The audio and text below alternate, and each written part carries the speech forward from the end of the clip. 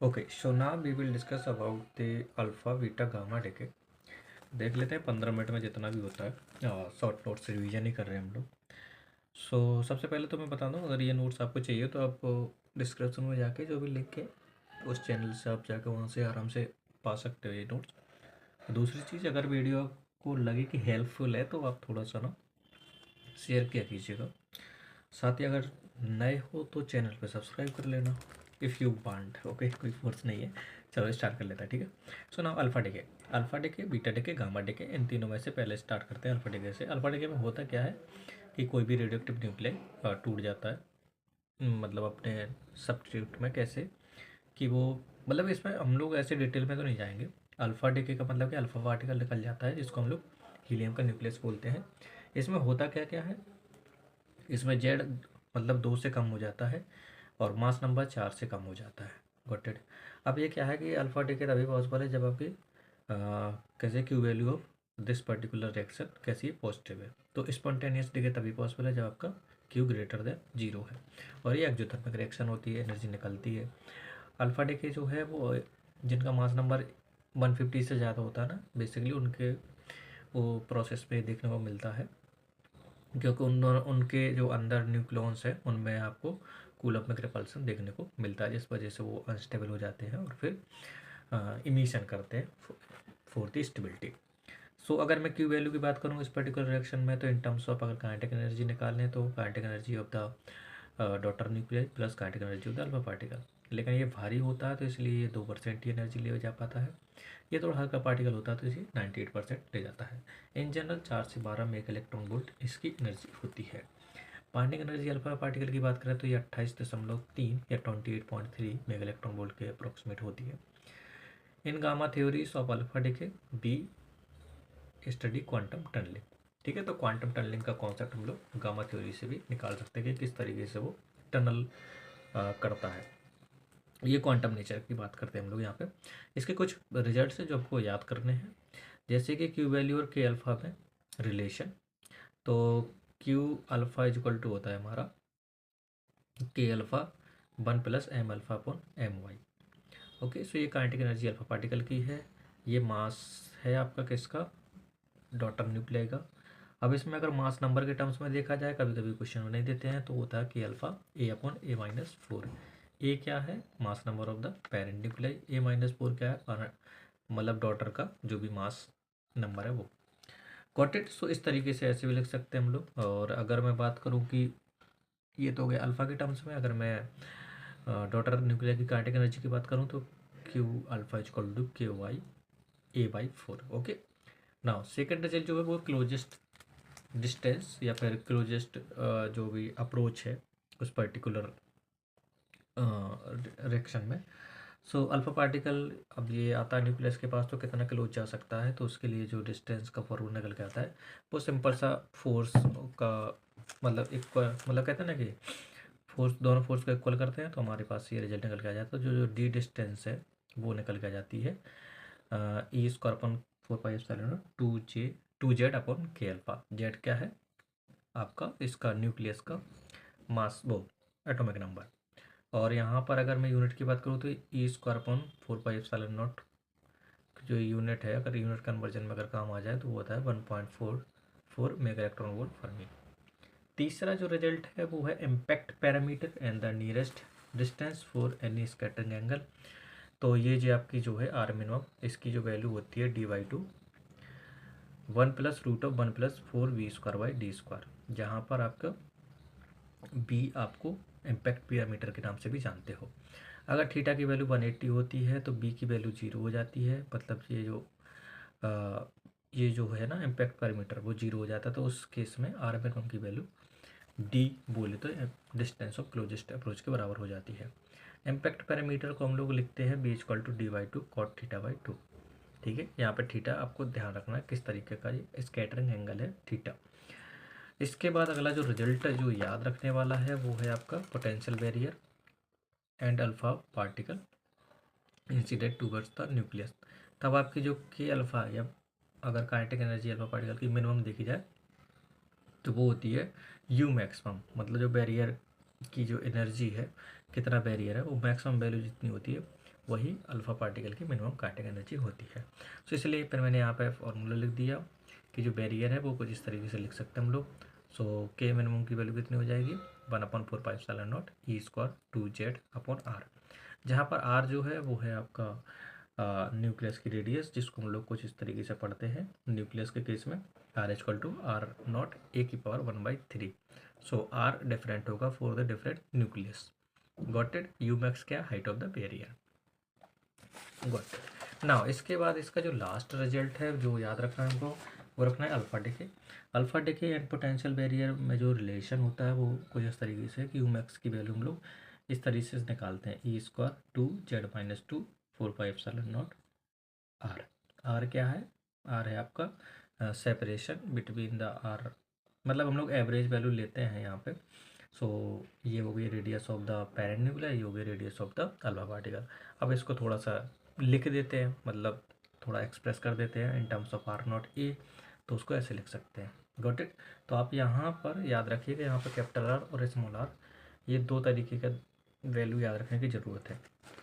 सो जब भी के मिनिमम की वैल्यू निकालते हैं तब वहाँ पे यू मैक्स की वैल्यू में कैपिटल R रखते हैं। तो कभी कभी इस तरीके से भी फॉर्मूला यूज करके भी आंसर आते हैं, तो ध्यान रखिएगा, कई क्वेश्चन में आया भी है सर।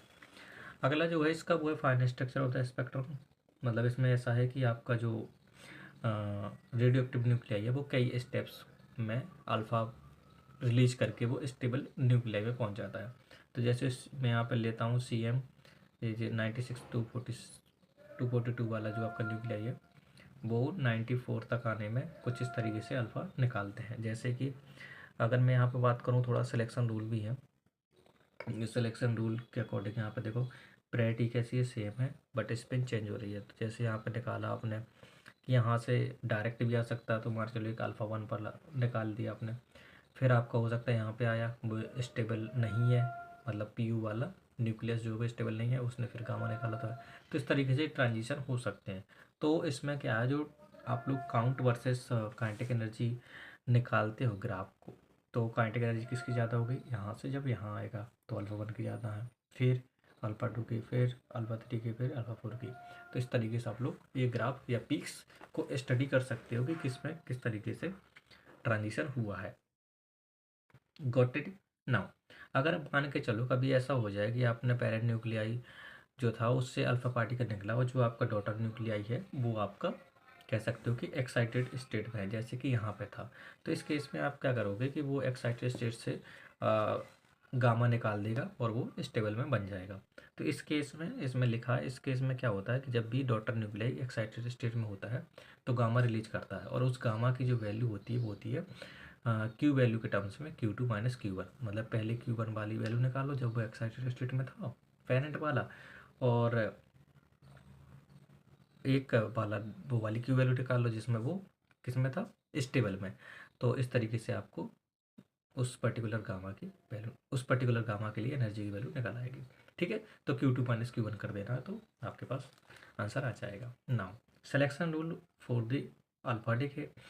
इसमें सिलेक्शन रूल में आपको 2 ही 3 नियम है जो सभी रिएक्शन में एप्लीकेबल होता है, जैसे कि conservation of the total angular momentum और पैरिटी। तो मान के चलो कोई प्रोजेक्टाइल है वो एक्स पे जाता है और वाई और बी करके, मतलब इस तरीके की रिएक्शन है। ठीक है, तो इसमें इस साइड वाले को रिएक्टेंस बोलते हैं, इस साइड वाले को प्रोडक्ट्स बोलते हैं। तो इसके लिए भी मोमेंटम कंजर्वेशन लगाएंगे, मतलब टोटल। सो रिएक्टेंट के लिए हम लोग लिख सकते हैं कि भाई जे जो होता है वो स्पिन और मतलब S+L के बराबर होता है ना। तो इसमें मैंने लगाया कि इस पे इसकी कंसिडर कर ली, इसका मैंने टोटल एंगुलर मोमेंटम कंसिडर कर लिया। इसमें जो है जो मतलब घूम नहीं रहा है या फिर घूम रहा नहीं पता, इसका टोटल एंगुलर मोमेंटम मैंने JX लिख लिया, और ये टोटल क्या है, angular momentum of the reactant है, तो ये स्पिन पार्टिकल है। ओके, इसी प्रकार प्रोडक्ट के केस में मैंने लिख दिया। अब ना मेरे को पता है कंजर्वेशन लगाएंगे तो दोनों को बराबर पुट कर देंगे। तो अब यहाँ से जो भी रिक्वायर्ड रिजल्ट होगा क्वेश्चन में गिवन होगा वो चीज़ हम लोग रखेंगे, और जो नहीं होगा वो लोग हम लोग निकाल लेंगे। अब ये LR और LP की वैल्यू बहुत ज़रूरी है क्योंकि हम लोग पीरियोडिक कंजर्वेशन करते हैं। तो जब कभी भी क्वेश्चन में डिके प्रोसेस हो हमारी, जैसे कि एक न्यूक्लियाई एक दो से ज़्यादा या दो में डिके हो रहा है, तो उस केस में जो LR की वैल्यू है वो 0 रखते हैं जब तक तब तक कि LR की वैल्यू गिवन नहीं होती है। इसके बाद आप लोग क्या करोगे, इससे आप लोग एलपी की वैल्यू निकाल लोगे, एलपी और एलआर आ जाएगा, तो आपके पास पैटी कंजर्वेशन वाला जो आपको लॉ लगाने हैं वो भी लगा सकते हो। तो पैटी कंजर्वेशन में क्या होता है कि इसकी पैटी इंटू इसकी पैटी इंटू -1 की power L R is equal to इसकी पैटी इंटू इसकी पैटी -1 की पावर एल पी। सो इस तरीके से आप लोग क्या कर सकते हो, एल पी की वैल्यू पहली इक्वेशन से निकाली, दूसरी इक्वेशन से निकाली, जो मैच हो रही होगी वो फाइनल आपकी करेक्ट वैल्यू होगी किसकी, एल पी की। तो इस केस में आपको कई तरीके के क्वेश्चन देखने को मिले होंगे जिसमें एल पी की वैल्यू एक से ज़्यादा आती है, फिर हम लोग उसको वैलिड निकालने के लिए, मतलब वैलिड वैल्यू फाइंड आउट करने के लिए पैटी कंजर्वेशन यूज करते हैं। इसके बाद क्या है, हाँ, सिलेक्शन रूल हम लोग अल्फा डिके का देख लेते हैं। अभी तो चीज चली रही थी ना चीज़ें, तो ये अल्फा डिके की क्या है, आपकी रिएक्शन है। तो मैंने यहाँ पे जैसे लिखा है कुछ कि यहाँ पे ए पार्टिकल नहीं था, प्रोजेक्टाइल नहीं था, तो इस केस में जो टोटल एंगुलर मोमेंटम आ गया रिजल्ट, मतलब रिएक्टेंट का, वो कितना आ जाएगा, जीएक्स के बराबर आ जाएगा।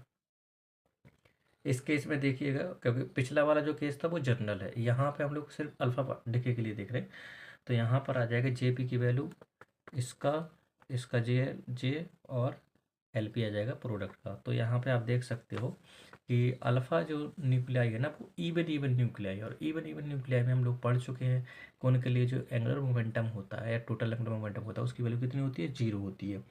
सो यहाँ पे 0 हो गया। और हम लोगों ने ये भी पढ़ा था कि अब अगर हमको सिलेक्शन लगाना तो दोनों को क्या करना पड़ेगा, इक्वल करना पड़ेगा, कंजर्व होते हैं क्योंकि टोटल एंगुलर मोमेंटम। तो यहाँ से एलपी की वैल्यू आ जाती है कि इन दोनों के टोटल एंगुलर मोमेंटम का डिफरेंस से लेकर इन दोनों टोटल एंगुलर मोमेंटम के समेशन तक जो भी वैल्यू आएंगी वो एलपी की वैल्यू होंगी। अब एलपी की जो वैलिड वैल्यू है वो हमको कहाँ से पता चलेगी, पैटी कंजर्वेशन से। हमें पैटी कंजर्वेशन वाला रूल लगा दिया तो एलपी की वैल्यू आ जाएगी। अगर क्वेश्चन में एल आर गिवन नहीं है तो एल आर की वैल्यू 0 रखो। कभी कभी केस में ऐसे बोल देते ना, S wave P wave question में देखा होगा आप लोगों ने, तो वहाँ पे एल आर की वैल्यू 0 पुट करनी है, पी वेव के लिए एल आर की वैल्यू 1 पुट करनी है।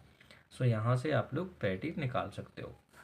नाउ आफ्टर दैट मैंने यहाँ पे एक चीज़ और लिखी है, क्योंकि parity of alpha particle even होती है, क्योंकि इनका जो कह सकते हो कि इवन न्यूक्लियाई है। सो इस केस में आप लोग पी अल्फा की वैल्यू कितनी लिख सकते हो, +1 लिख सकते हो, इवन होती है।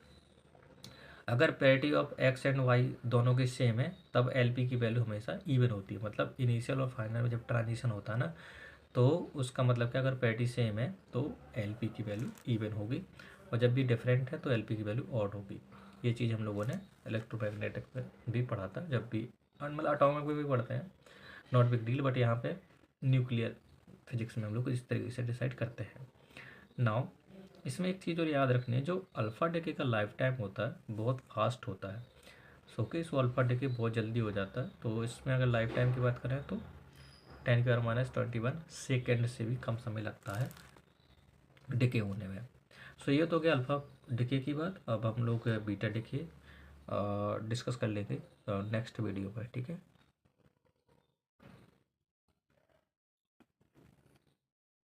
Okay, so now we will discuss about the beta decay. Beta decay में आप लोग दो तरीके का 3 तरीके का इलेक्ट्रॉन निकलता है। इसमें थोड़ा सा क्राइटेरिया थोड़ा डिफरेंट है, थोड़ा देख लेते हैं। पहली बात करते हैं माइनस बीटा डिके की। माइनस बीटा डिके में होता क्या है, चेंज क्या क्या होता है, ए जो है वो सेम रहता है, जेड जो है +1 से बढ़ जाता है, और बीटा माइनस का मतलब यहाँ पे नेगेटिव चार्ज वाला पार्टिकल, जिसको हम लोग यहाँ पे इलेक्ट्रॉन बोल रहे हैं, बट ये इलेक्ट्रॉन न्यूक्लियस वाला है, ये नॉर्मल इलेक्ट्रॉन नहीं है। और साथ ही में निकलता है ये एंटी न्यूट्रॉनो। एंटी न्यूट्रॉनो की खास बात क्या है, ये मास लेस होता है, चार्ज लेस होता है। क्यू वैल्यू की अगर बात करें तो क्यू वैल्यू आप लोग मास के टर्म्स में लिख सकते हो, रिएक्टेंट का मास माइनस द प्रोडक्ट का मास। तो ये मास लेस है तो सिर्फ इसका मास आएगा, इसका मास आएगा, इसका मास आ जाएगा। अगर एटॉमिक मासेस की बात करते हैं तो इसका एटॉमिक मास mx हो जाएगा, इसका एटॉमिक मास my हो जाएगा।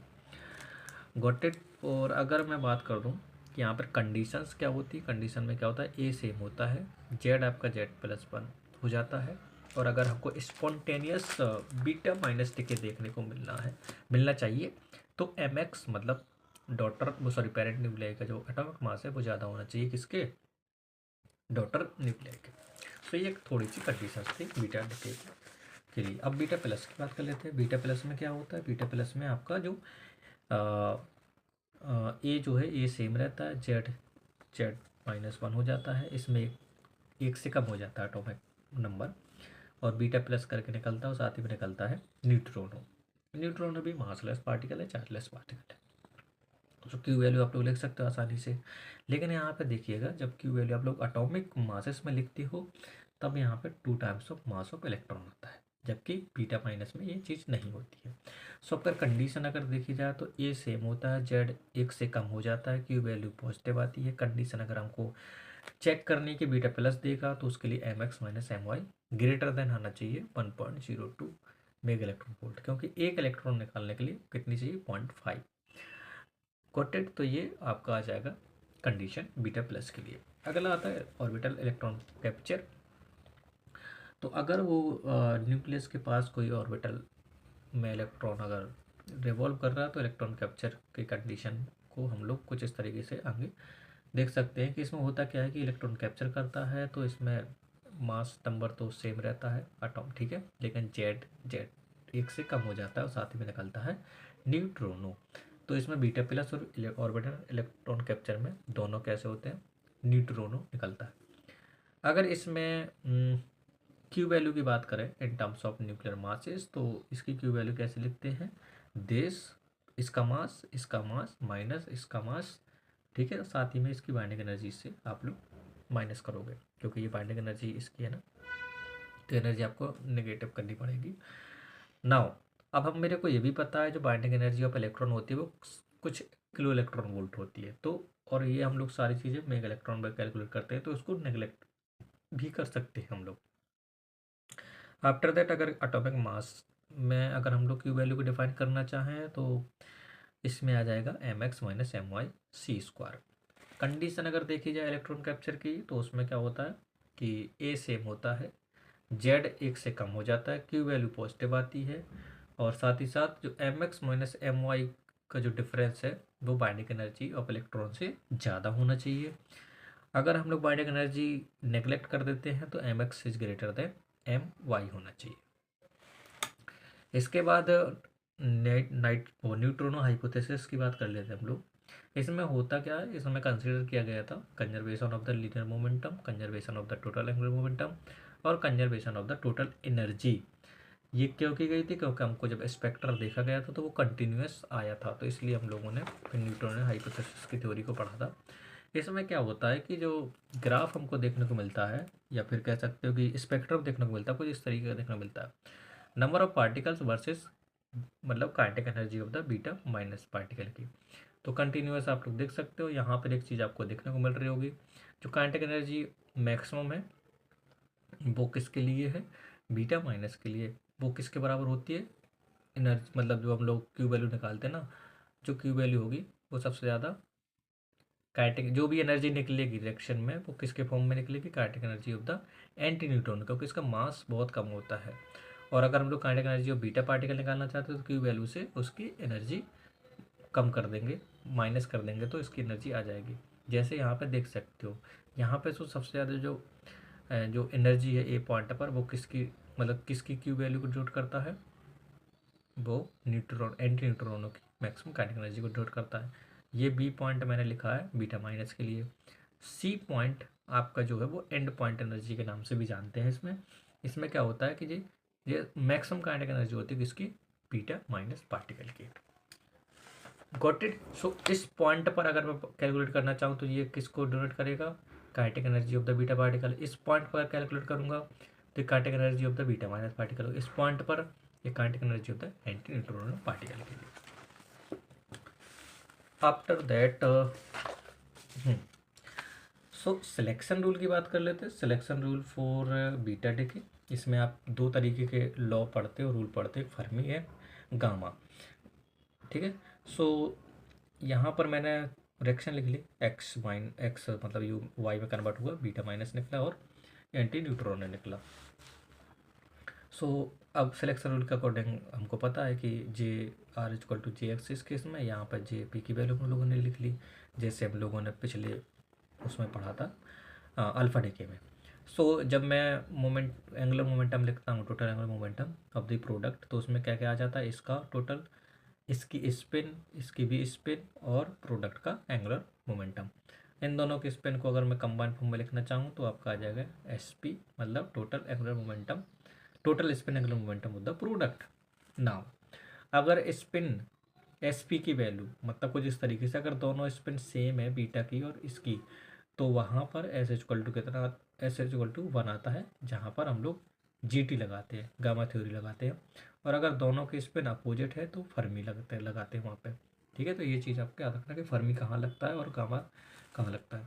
सो ये कुछ ट्रांजिशन रूल है कि जब भी आपका एल इक्वल टू 0 है तो वहाँ पे अलाउड ट्रांजिशन होता है। फर्मी के अकॉर्डिंग तो डेल्टा जे की वैल्यू होती है वो 0 होती है। गामा थ्योरी के अकॉर्डिंग जी डेल्टा जे की वैल्यू जो होती है वो 0 और ±1 हो सकती है। पैरिटी इस केस में चेंज नहीं होती है। तो जब भी ट्रांजिशन होगा ना, तो ये चीज़ आपको याद रखनी है इस टेबल को। अगर एल इक्वल टू 1 है तो फर्स्ट फॉरवर्डन है, इसमें पैरिटी चेंज होगी। फर्मी के अकॉर्डिंग जो सिलेक्शन रूल होगा, जी एक्स माइनस जी वाई की वैल्यू क्या होनी चाहिए, 0 ±1 होनी चाहिए।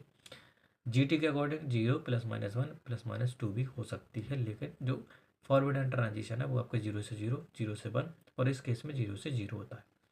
एल इक्वल टू 2 के लिए कैसे लिख सकते हैं, फर्मी के अकॉर्डिंग ±1 ±2 हो सकती है वैल्यू, और जो फॉरवर्डन कह सकते हैं ट्रांजिशन है वो 0 से 1 वाला। इस केस में ±2 से लेकर ±3 भी हो सकती है, इसमें पैरिटी नो चेंज होगी। एल इक्वल टू 3 के करस्पॉन्डिंग अगर देखा जाए तो वो थर्ड फॉरवर्डन के नाम से भी जानते हैं। फर्मी में ±2 ±3 हो सकती है, गामा में ±3 ±4 हो सकती है। पैरिटी चेंज की बात करें तो यस। तो इस तरीके से जब भी हम लोग बीटा डिके का ट्रांजिशन देख रहे हैं तो ये सिलेक्शन रूल आपको पता होना चाहिए। इसके बाद हम लोग बात कर लेते हैं गामा डिके की। गामा डिके में होता क्या है, जब भी कोई रेडियो न्यूक्लियाई, हमारा radio active nuclei excited state में होता है तो वो गामा रिलीज कर देता है और स्टेबल में पहुंच जाता है। तो ये चीज़ मैंने यहाँ पे भी दिखा दी। अगर अब यहाँ पे देखा जाए तो अगर मैं लिखना चाहूँ गामा की जो एनर्जी है वो कैसे लिख सकते हैं, इन दोनों की एनर्जी के बीच का डिफरेंस, और इसको एच न्यू के बराबर लिख देते हैं। इन टर्म्स ऑफ अगर मास के टर्म्स में लिखना चाहूँ, न्यूक्लियस मास के टर्म्स में, सॉरी एटॉमिक मास के टर्म्स में, तो आ जाएगा M X star minus M X star into C square. तो इसकी एनर्जी आ जाएगी हमारी। ना अगर किसी मैटर से हमारा गामा निकलता है तो जब इंटेंसिटी की बात करते हैं तो वो निकल का था आई equal to I not E की पावर माइनस म्यू एक्स, जहाँ पर म्यू क्या है, लीनियर एब्जॉर्प्शन, और अगर मैं म्यू की डायमेंशन की बात करूँ तो मीटर इनवर्स होती है। ठीक है, कभी कभी लीनियर एब्जॉर्प्शन की जगह मास एब्जॉर्प्शन भी आ सकता है, तो उसमें क्या करते हैं हम सिंपली रो से डिवाइड करते थे, रो क्या है, डेंसिटी है। सो इस तरीके से जो फॉर्मूला बनता है वो बनता है I equal to I not E की power minus mu M rho X. I not क्या है, incident intensity of the monochromatic gamma rays. अब हम लोग बात कर लेते हैं कि जो रिकॉयल ऑफ डॉटर न्यूक्लियाइस है इन गामा डिके में, मतलब डॉटर न्यूक्लियाई के बारे में थोड़ा बहुत डिस्कस कर लेते हैं, एनर्जी के बारे में। सो जब भी गामा इमिशन होता है, गामा इमिशन कब होगा, जब हम लोग हायर से लोअर में जाएंगे तो गामा इमिशन होता है। इस केस में जो डेल्टा ई होता है वो ई नॉट के बराबर मैंने मान लिया, गिवन है। सो ये मैंने रिएक्शन लिख ली, रिएक्शन जब लिखी तो मैंने रिएक्शन के अकॉर्डिंग मैंने एनर्जी भी लिख ली। गॉट इट, आई थिंक अब नाउ इट्स विजिबल। ओके, सो यहाँ से आप देख सकते हो कि जो ई नॉट होगा वो किसके किसके बराबर होगा, कि kinetic energy of the recoil of daughter nuclear plus E gamma. So यहाँ से ई गामा की वैल्यू आ जाती है E not minus K recoil. अब के रिकॉइल की हम लोग वैल्यू निकालते हैं with the help of the conservation of the linear momentum. So यहाँ पे के रिकॉइल लेकर के आ जाता था पी स्क्वायर बाई 2m, यहाँ पे पी किसका, गामा का, और क्योंकि आपका पेरेंट न्यूक्लियर बहुत हैवी होता है। सो यहाँ से जब हम लोग के रिकॉइल की वैल्यू निकालते हैं तो ये निकल के आती है, और यहाँ पे पुट करते हैं क्वेश्चन नंबर 1 में, तो ई गामा की वैल्यू दिस, मतलब ये आ जाती है। सो अब मेरे को ये भी पता है कि ई नॉट जो है वो इससे बहुत ज़्यादा है, तो हम लोग लिख सकते हैं कि E gamma equal to E not. तो यहाँ से ई गामा इक्वल टू आ जाता है E not minus E not square upon 2mc²।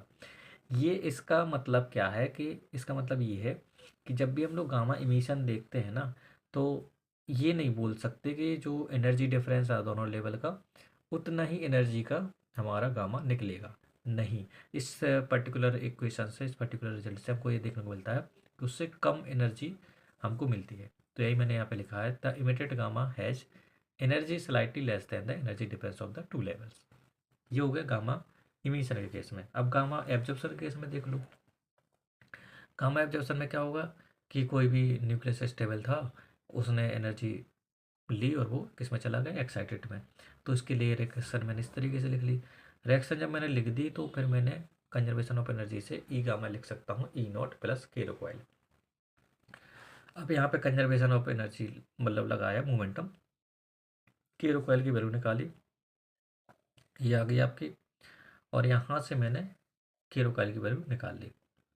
सो जब मैं वैल्यू पुट करता हूँ इस केस में तो यहाँ से निकल के आता है E gamma is equal to this, और मेरे को ये भी पता है कि E not greater than this particular thing, मतलब E not is greater than this particular thing, तो इसको इसके बराबर लिख सकता हूँ। ओके, सो नाउ यहाँ पर मैंने इसकी जगह इसको पुट किया, जब ई गामा की जगह ई नॉट को पुट किया तो मैंने रिजल्ट पाया कुछ इस तरीके से। तो गामा एब्जॉर्प्शन के केस में ये देखने को मिलता है कि लोग बोलते हैं ना कि दो लेवल्स अगर बराबर, दो लेवल्स के बीच में अगर ट्रांजिशन हो रहा है, नीचे से ऊपर जा रहा तो एनर्जी उतनी होगी, ऐसा नहीं है। इसमें क्या होता है, एनर्जी थोड़ी सी ज़्यादा होती है गामा की। ठीक है, तो इसमें लगेगा गामा इमिटेड गामा, मतलब the emitted gamma has larger energy than energy difference E not. तो जब भी गामा एब्जॉर्प्शन का केस होगा वहाँ पर गामा ई, मतलब गामा की एनर्जी कितनी होती है, ज़्यादा होती है in comparison to the difference of the two levels. Okay, so now इसके बाद थोड़ा सा और बचा हमारा, सो ये कंप्लीट हो जाएगा। मल्टीपल रेडिएशन अगर मैं देखा जाए, मतलब इसमें गामा ट्रांजिशन का देखने को मिलता है। तो मल्टीपल रेडिएशन में होता क्या है, गामा रेडिएशन होता है। इसमें दो तरीके का ट्रांजिशन आपका पॉसिबल है, इलेक्ट्रिक और मैग्नेटिक।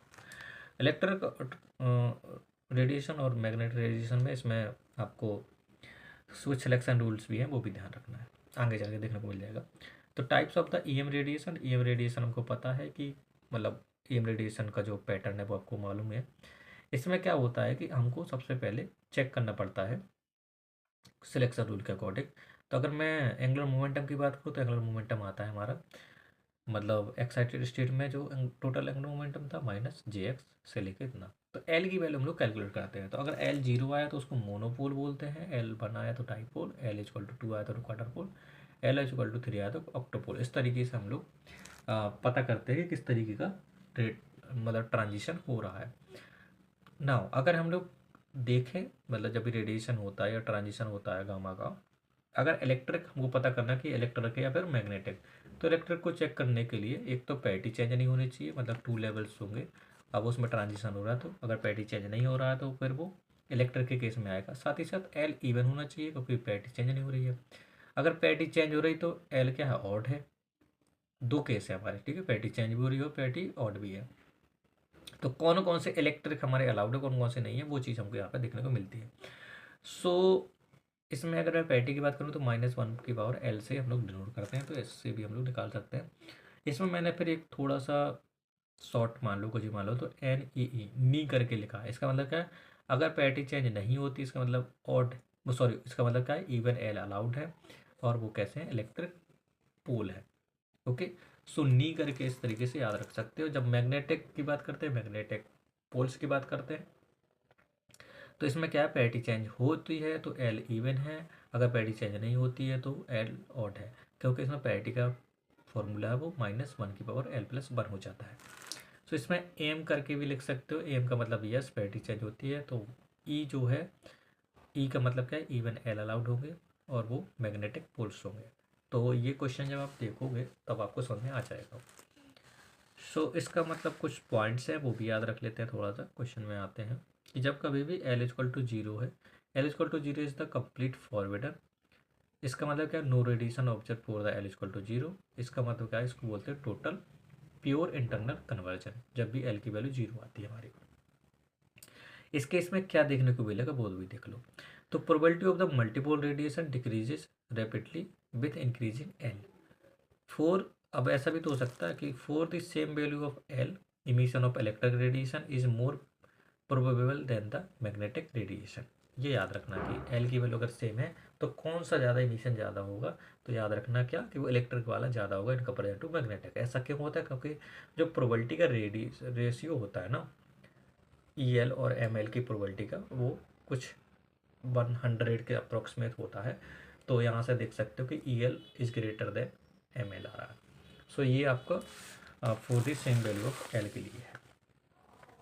अब इसमें ये भी देख लेते हैं, जैसे हम लोगों ने बीटा में देखा था, hero coil of the daughter nucleus in the gamma decay. तो इसमें internal conversion and beta decay की बात कर लेते हैं कि जैसे मान के चलो कोई भी radio active nuclei beta minus decay करके आया और फिर वो किस में चला गया, मतलब एक्साइटेड स्टेट में, उन्होंने फिर इंटरनल कन्वर्जन किया।